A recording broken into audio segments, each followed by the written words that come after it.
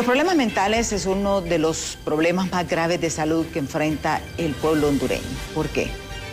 Nosotros estamos sometidos a una ola de violencia desde la década del 2000, desde que comenzó, inicio, y esto nos ha venido a afectar.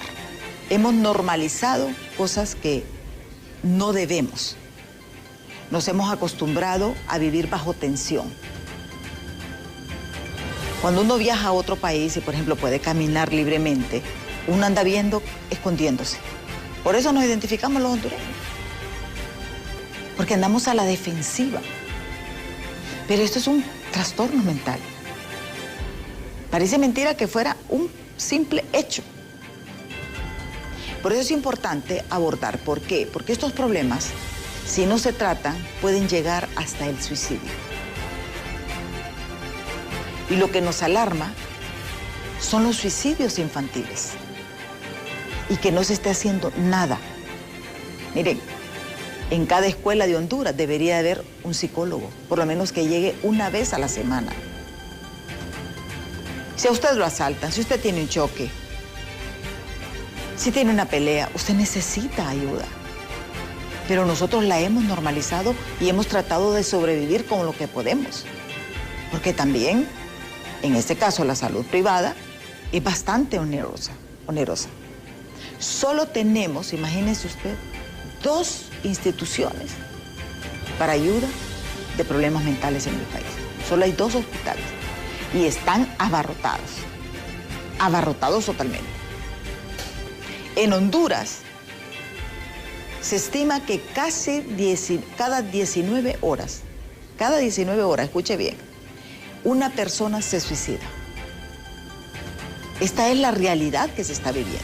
Se estima que podrían ser entre 400 y 500 hondureños los que se suicidan anualmente.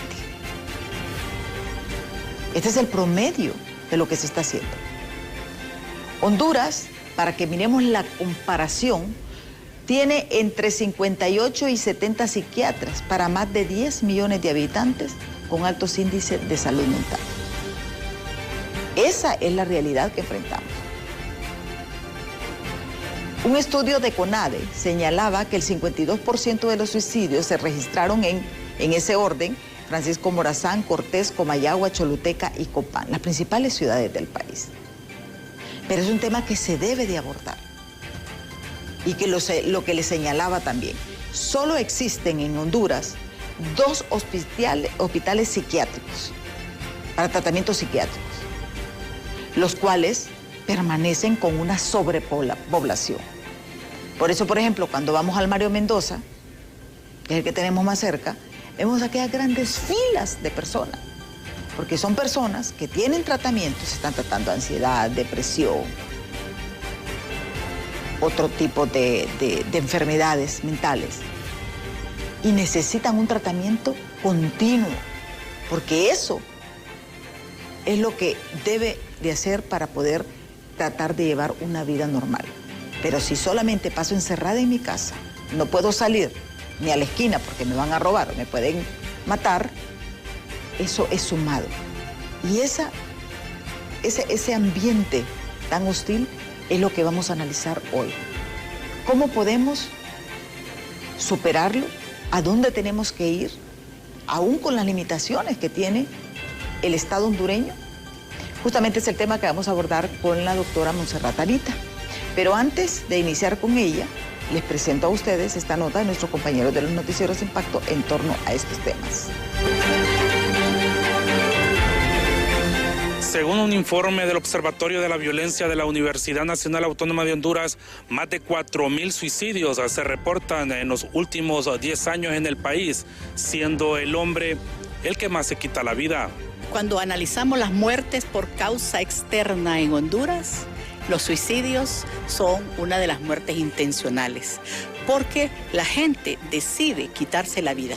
Y ahí es donde se vuelve un problema, porque en un análisis, en un boletín que el Observatorio Nacional de la Violencia ha desarrollado, desde el 2015 al 2025 son 4.843 suicidios que han ocurrido en el país. La edad de mayor riesgo es de 30 a 39 años con 43.5% y de 18 a 29 años con 36.6%. En Honduras, a cada 17 horas se está suicidando una persona. El 51% de las personas que se suicidan se ahorcan. Son los hombres los que pierden la vida más que las mujeres en los suicidios. El suicidio se ha convertido en uno de los principales detonantes de muertes en el país, que demanda una mayor atención. Tenemos que evidenciar que este no es un tema que ha sido de alta prioridad. La Secretaría de Salud tiene un presupuesto muy bajo para la atención de salud mental.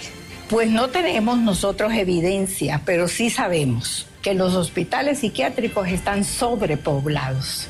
Profesionales de la psiquiatría encienden las alarmas ante este panorama, del cual se desprenden una serie de detonantes que orillan a las víctimas a quitarse la vida. Mucha violencia hacia eso, mucho consumo de alcohol, mucho consumo de drogas y luego muchos hogares quienes papás se han ido para Estados Unidos, dejan los hijos solos. Todo eso es una cosa bien grande. Yo lo veo que la preocupación de ustedes es cierta y no habrá ninguna todavía chance de que puedan combatir con eso.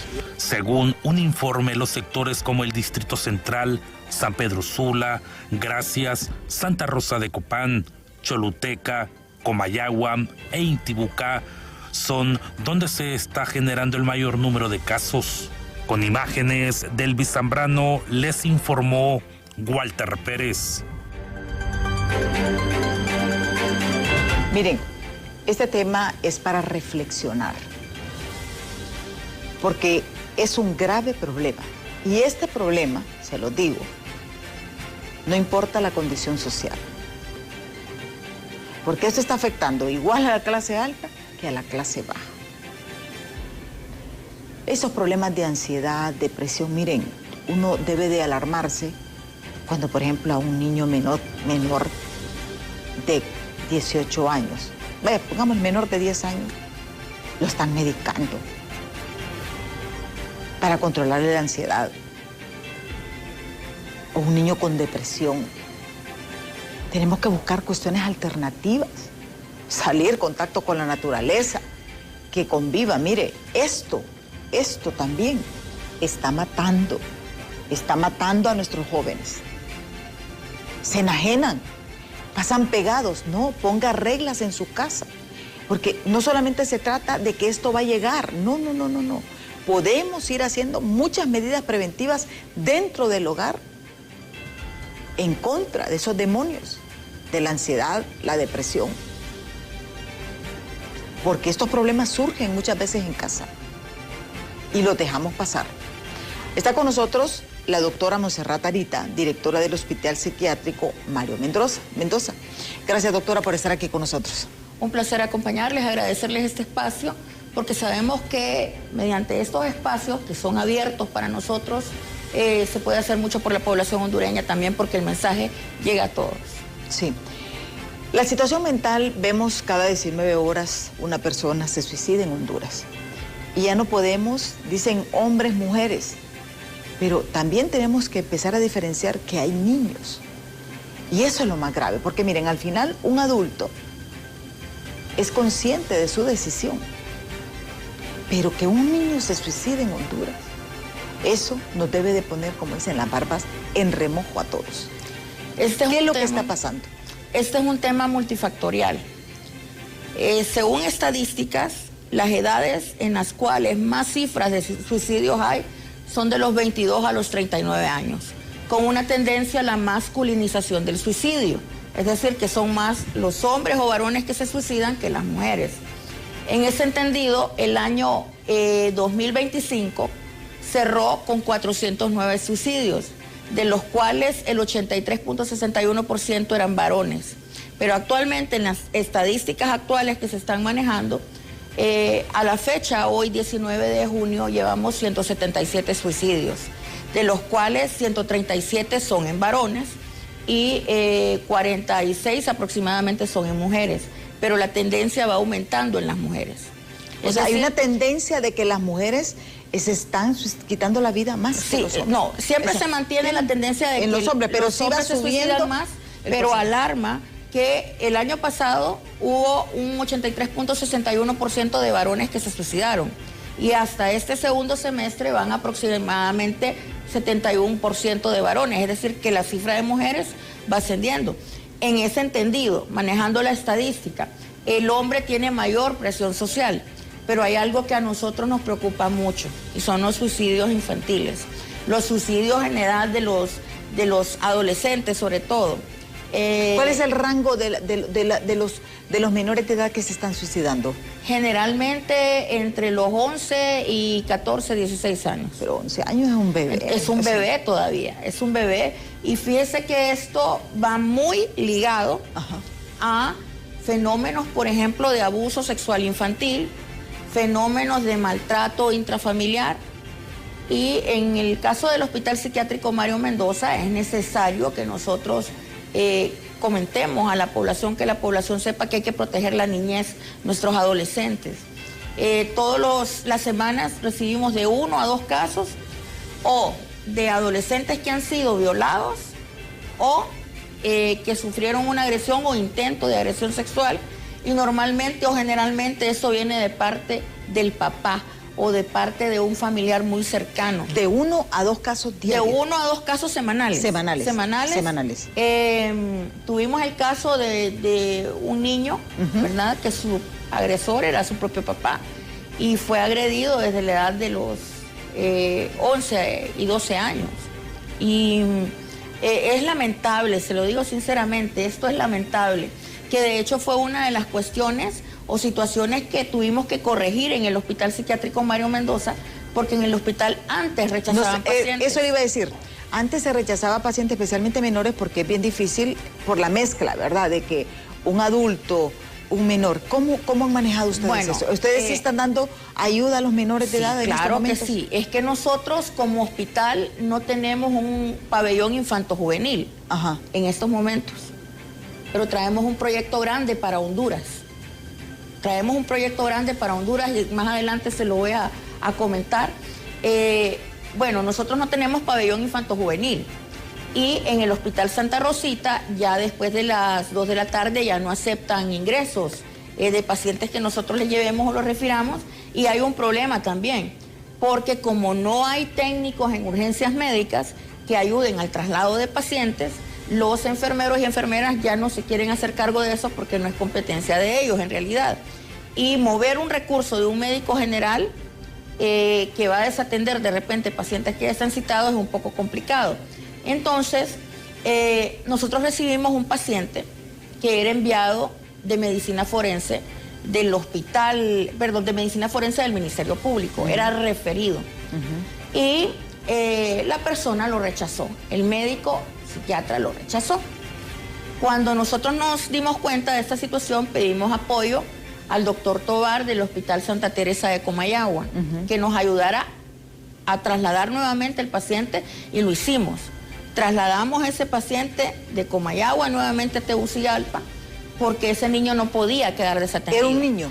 Un niño de 13 años aproximadamente, que por la confidencialidad del paciente no voy a dar más datos de él, pero sí era un caso que era de vida o muerte.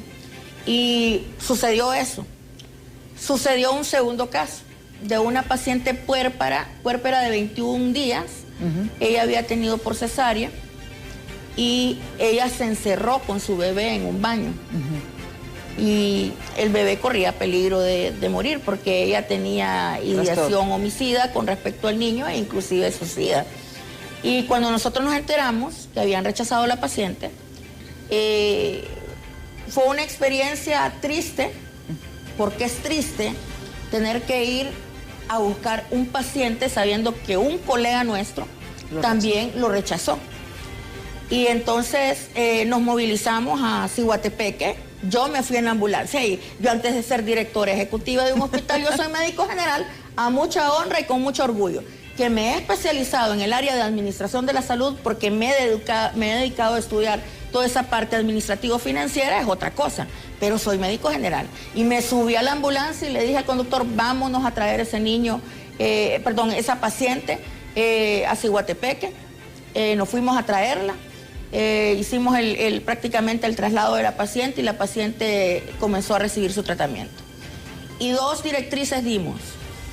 Número 1, que en el Hospital Psiquiátrico Mendoza nunca más se iba a volver a rechazar un paciente.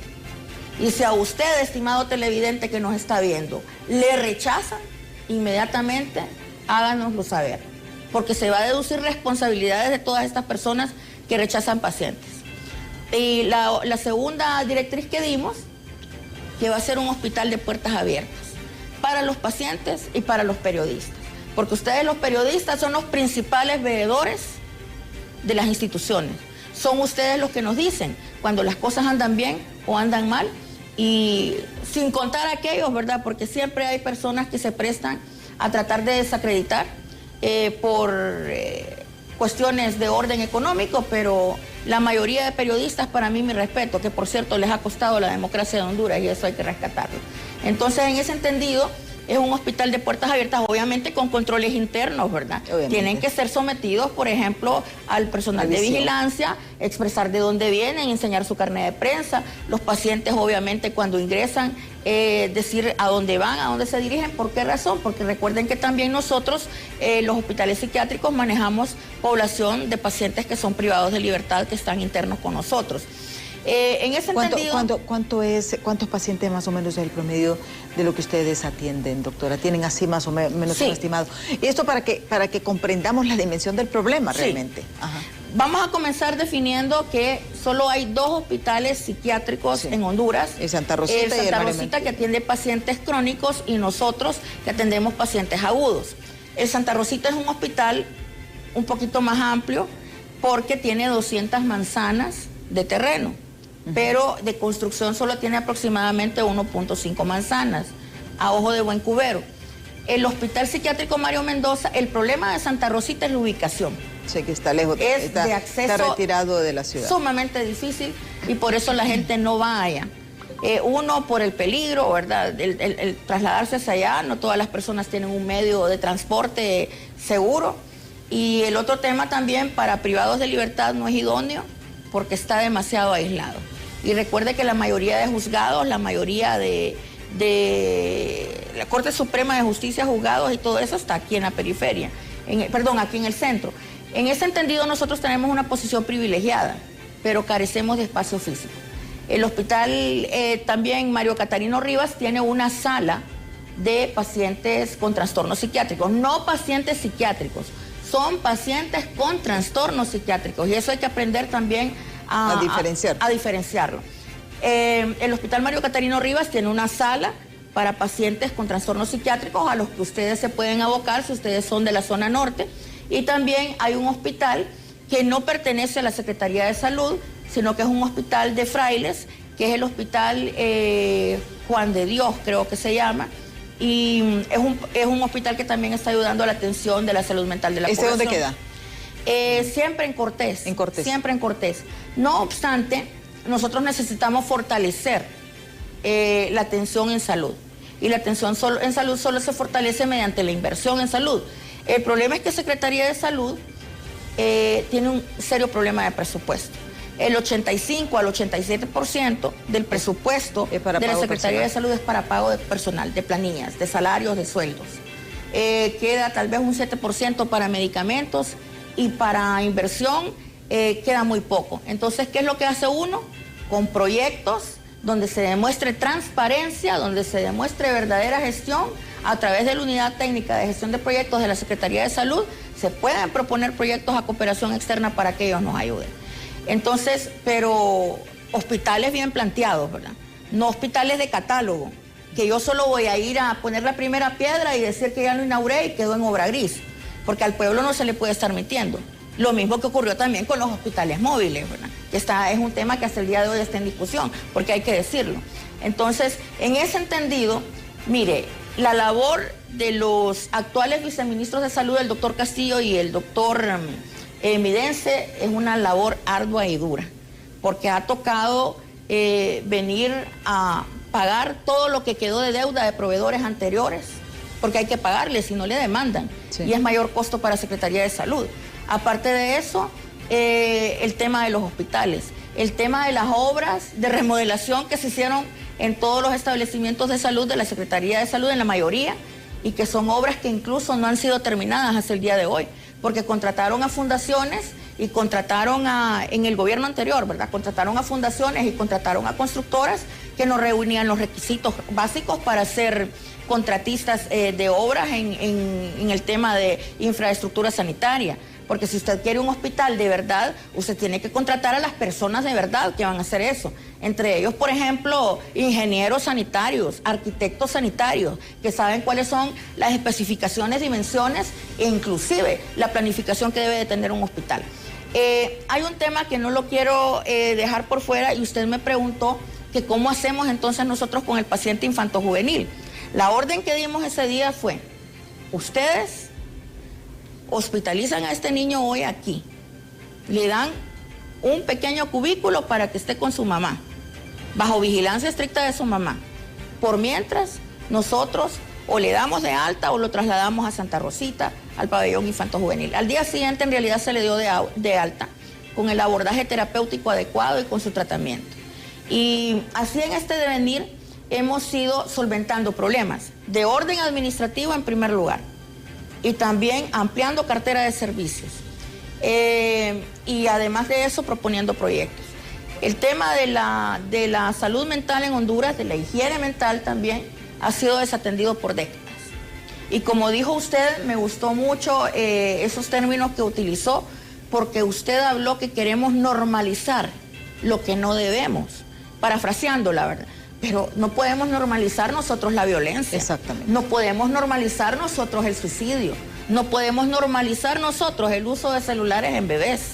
Mire, hay mamás que están con sus niños y para que el niño deje de llorar o de molestarlas o las deje ver la novela, le dan el teléfono, le dan una tableta.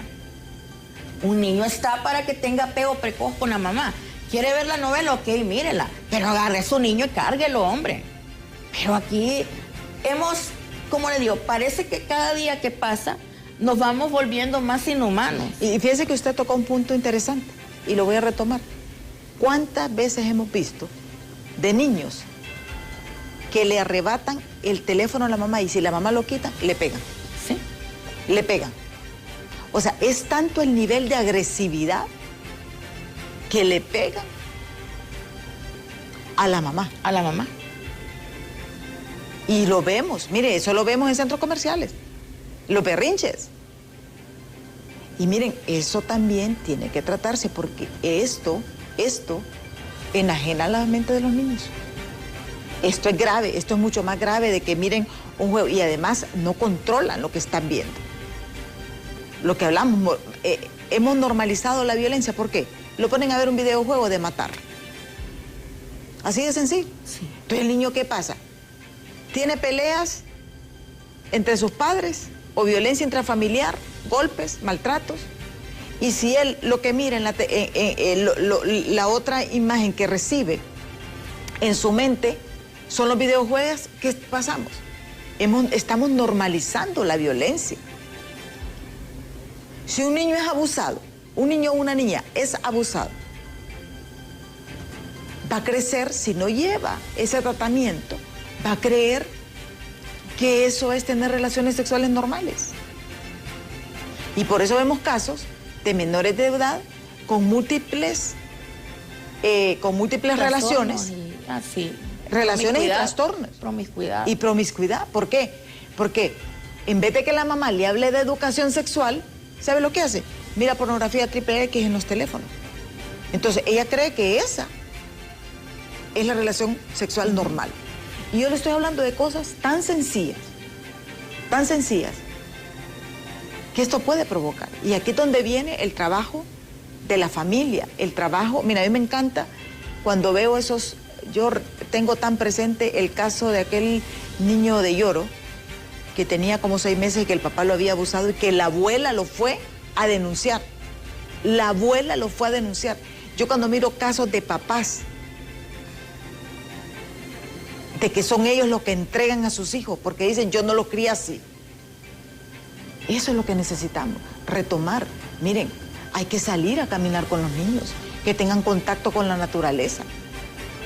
Si son de un pueblo, pues váyanse a caminar al pueblo. Pero ¿qué pasa? Los niños encerrados en 4 paredes, con los depredadores. En esto, porque aquí no solamente hay depredadores sexuales, hay depredadores cibernéticos, hay de todo tipo de gente. Entonces, tenemos que reflexionar. Tenemos que reflexionar porque el resultado, realmente al final, es que vamos a tener un joven que va a generar violencia o un joven que se va a suicidar, porque no hay opción. Y es importante que todos tomemos en cuenta lo que nos dice la doctora Arita. Tenemos que ir a pausa en estos momentos. ¿Cuánto más o menos se estima de que los hondureños tenemos trastornos mentales? Eso lo vamos a ver después de pausa. Y nos vamos a asustar, porque nosotros hemos mismos normalizado una situación que requiere una atención psiquiátrica o psicológica. No nos cambie, que ya volvemos. Bien, estamos hablando de esta normalización que hemos hecho de la violencia y que está pasando un costo en todos nosotros. Yo les voy a ser sincera, yo creo que todos los hondureños en estos momentos tenemos algún tipo de trastorno mental. La paranoia es un trastorno, que vamos viendo que vamos agarrando la cartera. El estrés. O sea, el estrés. Manejamos que no sabemos con qué loco nos va a salir. Ese es un trastorno. ¿Cuánto se estima que es el trastorno mental de los hondureños, doctor? Bueno, en realidad no tenemos una estimación nosotros porque la que manejamos es a nivel hospitalario.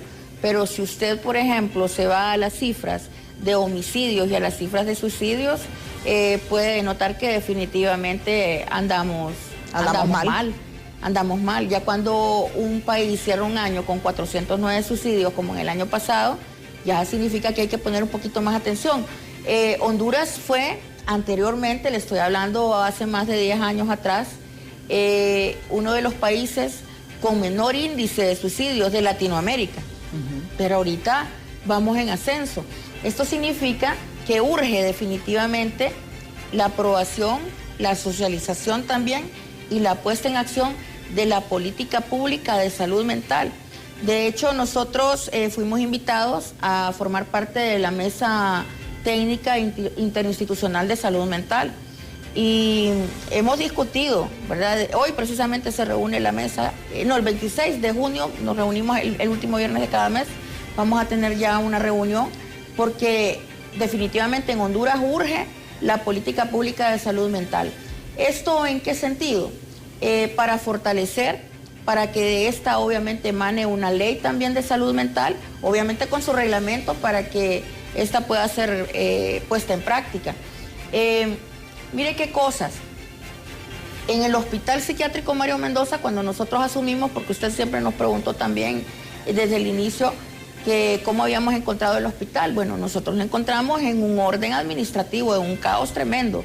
Aparte del rechazo de pacientes que había gente que no llegaba a trabajar. Y eso también incide sobre las colas y la de espera y las colas para ser atendidos los pacientes. Otro fenómeno que tenemos también, que el hospital es demasiado pequeño ya para la población que atendemos. Entonces, obviamente, eso genera que la gente tenga que esperar, pero se ha ido mejorando los tiempos. ¿Por qué? Porque desde que nosotros asumimos la administración hay control, hay auditoría del personal, del recurso humano, de quién llega a trabajar y quién no. Bueno, con decirle que hubo una persona que en 4 años no llegó a trabajar nunca. De verdad. No llegó a trabajar nunca en 4 años. Así era el expediente de incapacidades médicas, el expediente Pepto-Bismol, le decimos nosotros. porque así era de incapacidades médicas que incluso no estaban refrendadas por el Instituto Hondureño de Seguridad Social, sino que cualquier clínica privada se las extendía. Y esa persona se sometió a audiencia de cargos y descargos y fue despedida. Imagínense cuánto representa de gasto, de inversión en salarios en esa persona que no trabajaba. Entonces, una de las principales acciones de nuestra gestión, a 87 días de haber asumido el Hospital Psiquiátrico Mario Mendoza, fue precisamente esta: normalizar el tema del personal, porque había personal que no llegaba a trabajar.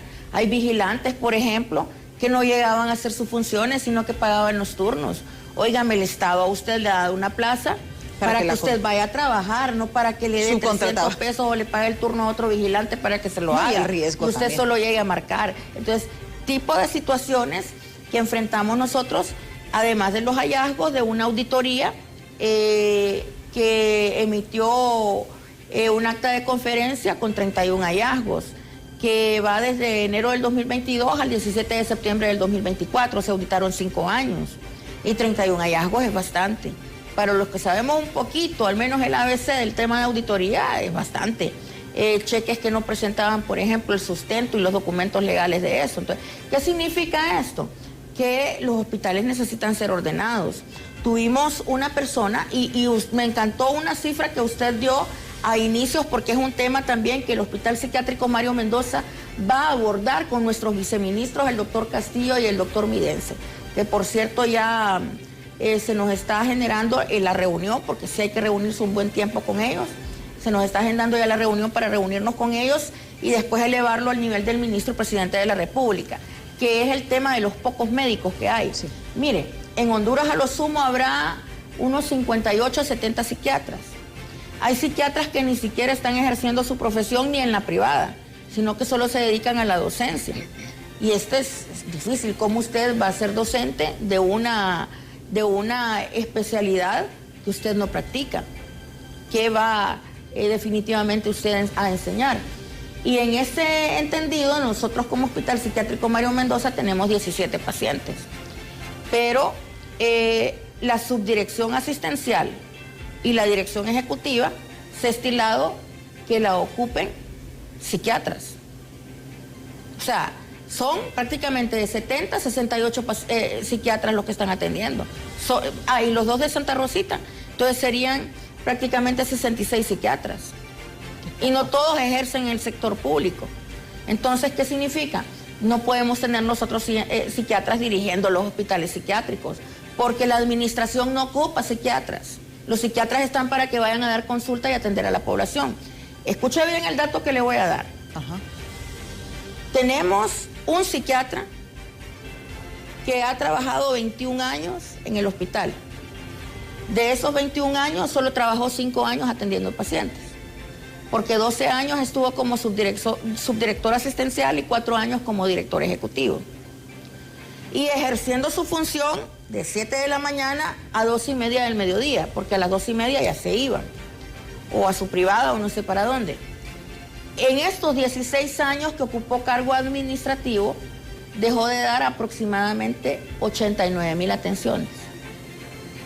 O sea, dejó de ver 89,000 pacientes, porque estaba como administrativo o como psiquiatra para atender. Entonces, sí, es un psiquiatra que dejó de dar 89,000 atenciones. Si usted le pone un costo financiero económico a eso, a cada consulta que dejó de dar, asciende a 133 millones de lempiras. Con 133 millones de lempiras yo construí un hospital nuevo y me sobra todavía.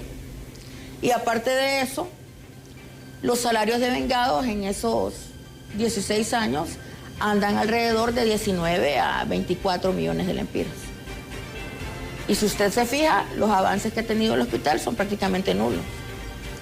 Cuando nosotros llegamos al hospital empezamos a ver los problemas de instalaciones físicas, de infraestructura física, deterioro, que no hay suficiente espacio, que hay hacinamiento.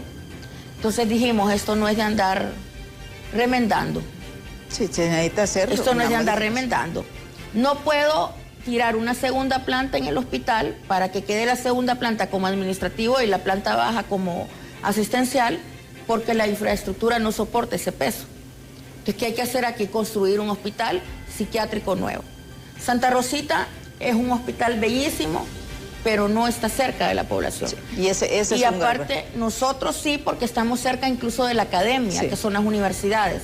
Y ese es otro tema que nosotros ya tenemos en agenda. Ayer precisamente estuvimos reunidos con la subdirectora de docencia del Hospital Psiquiátrico Mario Mendoza y le dijimos, no, el día de hoy vamos a hablar de este tema, que es la especialización de médicos generales. Porque es un tema al que el Colegio Médico de Honduras, y eso sí, yo, a pesar de que en el gremio yo tenga gente que es detractora por cuestiones políticas, porque así sí quiero dejarlo bien sentado, yo amo mucho a mi gremio médico, a la mayoría del gremio. Considero que la mayoría de médicos son gente proba, son gente honesta, son gente que le interesa a su paciente, son gente sensible al dolor humano. La mayoría de médicos son así. Habrá sus excepciones, como aquellos que paralizan la salud del pueblo hondureño mediante huelgas disfrazadas de asambleas informativas. Habrá sus excepciones que incluso tienen su interés político ahí, pero la mayoría del gremio es gente noble. No, y es importante retomar esto de la especialización y ser más abiertos, porque ese es el problema. Tenemos ya varios mensajes, doctora, que nos han escrito al 3182-5600, que vamos a compartir con nosotros. Dice, buen día, licenciada, y con este problema de la energía eléctrica, más problemas de salud mental habrá en Honduras, ¿no? Dice, de cualquiera, si le va a dar un infarto a usted cuando mire los recibos. Dice, buen día, sería bueno que capacitaran a los maestros en cuanto a tratar los casos de bullying en los colegios públicos, nos dice. Ya vamos a salir nosotros extramuros. Parte de nuestros programas y proyectos que traemos es eso, hacer alianzas con Secretaría de Educación, porque no podemos estar aislados nosotros de la Secretaría de Educación. Ahí tenemos otro mensaje, dice, buenos días, licenciada, felicidades por los temas que usted presenta.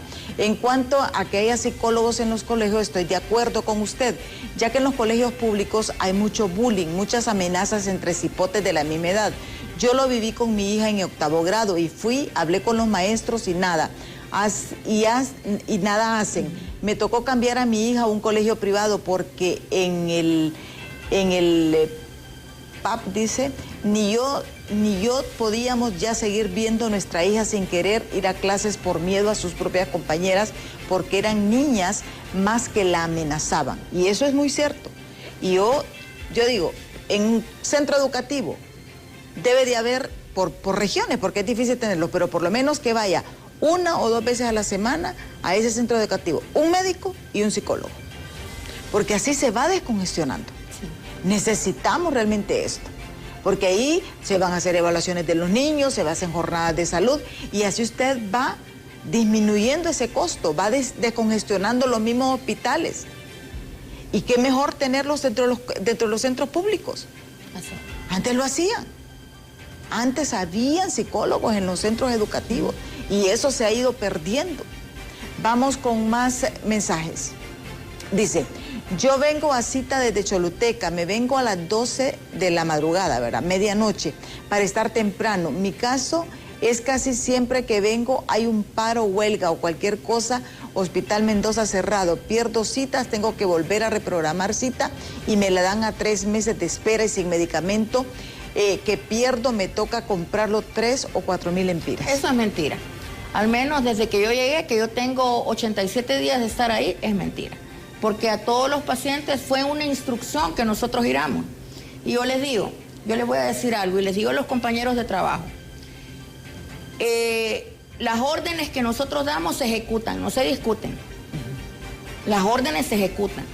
Cuando yo le diga a usted qué opina de tal tema, aproveche, porque ahí estoy abierta a que usted me dé su opinión y a que arreglemos la situación juntos. Pero cuando yo le digo, esta es una orden, usted la cumple. Y una de las órdenes fue que no se rechazaban pacientes. Y en la asamblea informativa que hubo, estas colas no son de ahorita. Este video no, le puedo decir con propiedad. Es viejo. Y sí me gustaría que aclaren que este video no es de ahorita. Sí. Porque yo llego a las 6 de la mañana al hospital y ese hospital ya está abierto al público y está la gente esperando ser precliniada para ingresar a su cita. ¿Ya no los dejan afuera? Ya no. Ya no. Y eso es importante. Ya no se ven esas filas. Y mire, a mí un paro no me lo han hecho hasta el día de hoy. Y yo no soy enemiga y quiero aclarar eso. No soy enemiga de los sindicatos, no soy enemiga de las organizaciones gremiales, no soy enemiga de la gente que lucha por los derechos de los trabajadores, porque yo también soy una trabajadora, soy una empleada. Soy una empleada del pueblo hondureño.